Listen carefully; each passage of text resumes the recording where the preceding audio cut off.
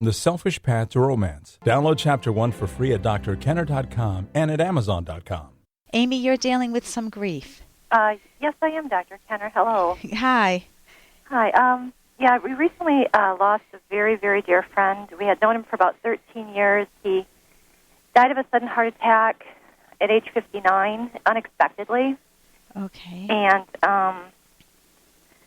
so I'm just, I personally I'm having a hard time understanding that he's gone.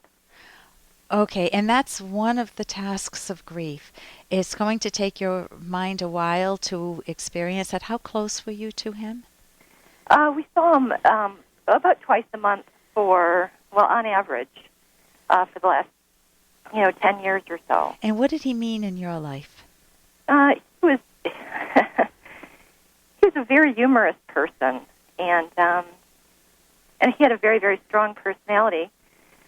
And as I had talked with my friends recently, he always had this very, very crazy, funny sense of humor. And I mean, I can think of him now and think of all the good times that we had, and that kind of strong personality he had, and that kind of laugh that he had, and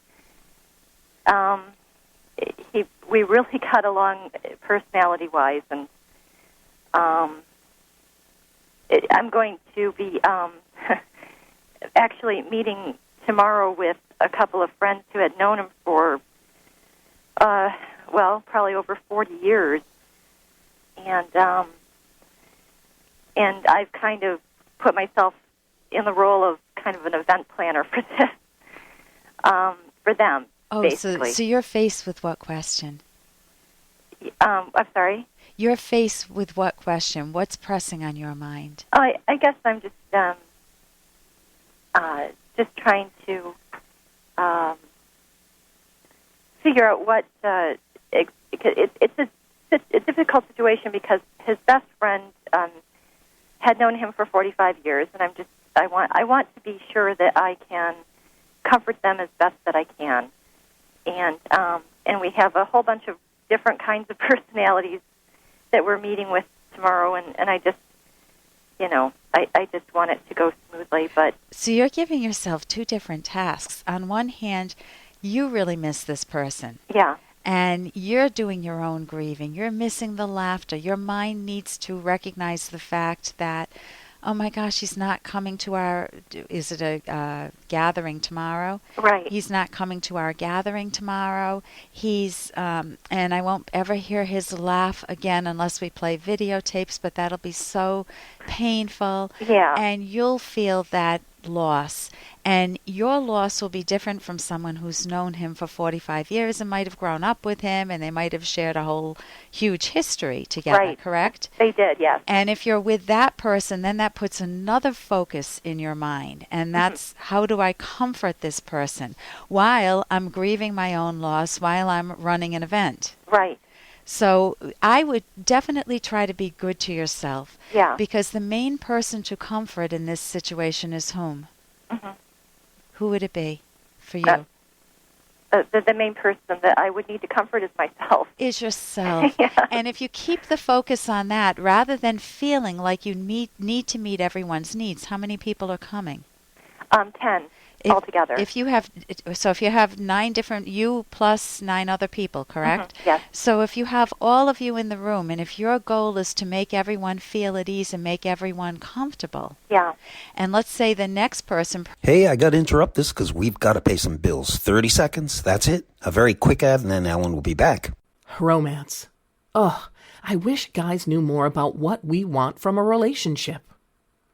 Boy, I wish I knew more about what I want. Where's that ad I saw? Here it is. The Selfish Path to Romance. A serious romance guidebook. Download Chapter 1 for free at selfishromance.com and buy it at amazon.com. The Selfish Path to Romance. That is interesting. And if your goal is to make everyone feel at ease and make everyone comfortable, Yeah. and let's say the next person number one, person number two's goal in the room is to make everyone feel at ease and make everyone feel comfortable. Mm-hmm. Person number three set the goal before they came into this meeting to focus on everyone else and make them all feel comfortable. Right. Person number four is doing that. You're in a muddle. You're in a psychological muddle. You're laughing. What's connecting? Well, I can see that. I can see that happening. As a matter of fact, I can see that one of the people who knew him for over 40 years, I'm sure they're going to try. I'm sure that that's what their focus is going to be, to make sure that, Go ahead. that everybody is okay. Okay, so if you all focus on what you all personally need to do to recognize the loss of this dear friend, then it's much more respectful. Mm-hmm. And when you can tell if a person invites you in and just says, I miss him, can I tell you a story I remember? Yeah. And if you're in the mood to listen to a story, go for it. If you're overwhelmed, which sometimes that can happen, sometimes you can feel intense grief from the loss of someone that you didn't know that well, but because you're about to lose a family member. Or you recently lost a family member, so it integrates with that, and you may be on overload, in which case you've got to respect your own mind. You don't have a duty to have to listen to a story. Yeah. So it's, and you can tactfully tell the person, I'm feeling a lot of emotions right now. This isn't the best time for me. Yeah. Maybe another time.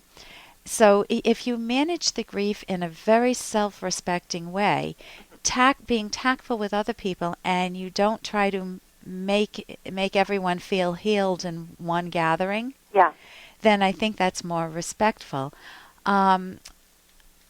It's can also be strange because people had different experiences. I've had clients that have come in and said that, I hated my dad. He was so mean to us growing up, and I don't want to go to this gathering, of family members, whether it's a wake or a funeral or some sort of sitting shiver, whatever it is.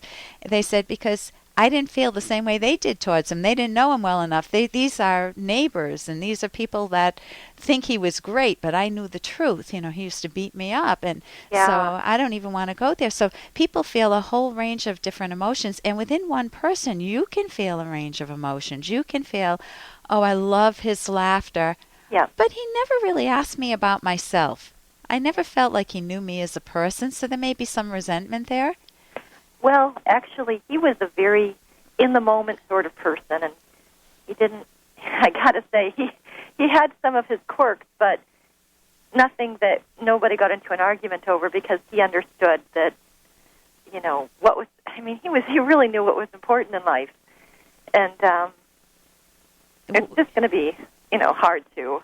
Yeah, tell me about that. What's going through your mind right now? Well, he really held our group together.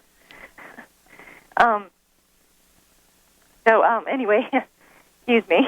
Okay, but notice that you just hit a super important point for yourself personally, didn't you?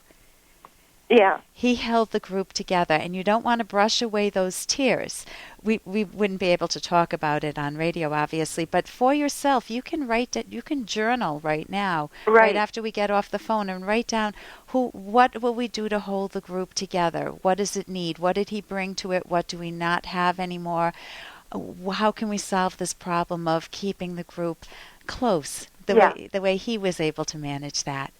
Right. And that's a wonderful gift for yourself. And if you would enjoy doing that, keeping the group close, that's wonderful. If not, then you don't have a moral obligation to do that. Yeah. Yeah. Thank you so very much for your call, Amy, and I wish you the best. Thank you. Big hugs for you. Oh, thank you, Dr. Kenner. You're the best. Oh, thank you. Okay. Bye-bye. Bye-bye. For more Dr. Kenner podcast, go to drkenner.com and please listen to this ad. Here's an excerpt from The Selfish Path to Romance, the Serious Romance Guidebook by clinical psychologist Dr. Ellen Kenner and Dr. Edwin Locke. When it comes to relatives or children, your partner comes first. Parents and in-laws must not become a source of marital resentment. If one's partner's parent constantly belittles the other partner or intrudes into the relationship, physically or emotionally, it's important to address the situation by speaking up, partner to partner and then partner to parent. Respectful boundaries must be set between partners and their parents. Suppose, as the husband in this situation, your mother is critical or mean to your wife. If so, it is your job to protect her. And the same goes with children. Never allow them to monopolize your attention at the expense of your partner. You can download Chapter 1 for free by going to drkenner.com, and you can buy the book at amazon.com.